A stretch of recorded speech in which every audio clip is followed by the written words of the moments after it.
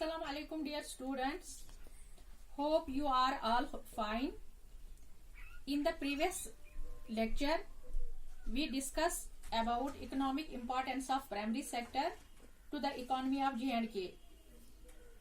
Now in this lecture we will discuss something about the second sector and its importance to the economy of J&K.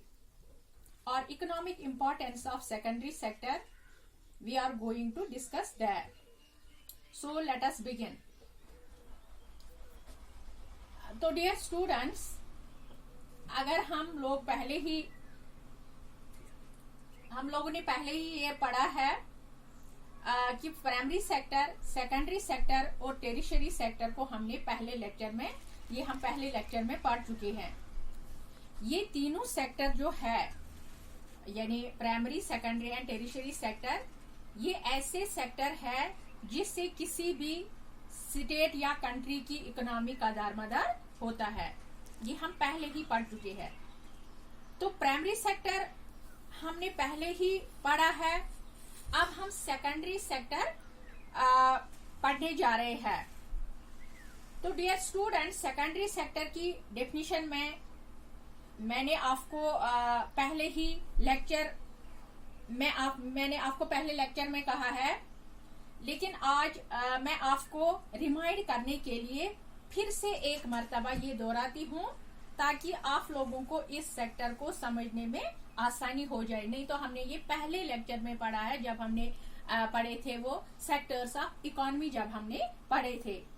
तो dear students, देखिए जो secondary sector की simple सी definition है वो है कि जो सेकेंडरी सेक्टर है, this sector mainly deals with the processing of raw material acquired from primary sector into processed or semi-processed goods. So dear students, this is the simple definition of secondary sector. यानी ये वो sector है जो raw material को change करता है finished goods में, या जो रॉ मटेरियल को चेंज करता है into finished goods which gave raw material finished shape. यानी जो रॉ मटेरियल को चेंज करता है फिनिश्ड गुड में, यानी जैसे मैं आपको इसकी एग्जांपल बताती हूँ। जब हम लोग जंगल से लकड़ी हासिल करते हैं या जंगल से हम लकड़ी लाते हैं, उस लकड़ी को जंगल से हासिल करके उसको मशीन यानी फैक्ट्रीज के जरिए हम लोग डिफरेंट टाइप्स ऑफ थिंग्स उस वुड को, उस लकड़ी को बनाते हैं। फॉर एग्जाम्पल हम चेयर बनाते हैं, टेबल बनाते हैं, डोर बनाते हैं, विंडो बनाते हैं, एटसेट्रा। फिर जब ये चीजें हमारे इस्तेमाल में आते हैं, ये फिनिश्ड गुड्स में पहले ये आते हैं। फिनिश्ड गुड्स में हमारे पास जब हम ये इस्तेमाल करते हैं तो ये हमारे पास आते हैं फिनिश्ड गुड्स में।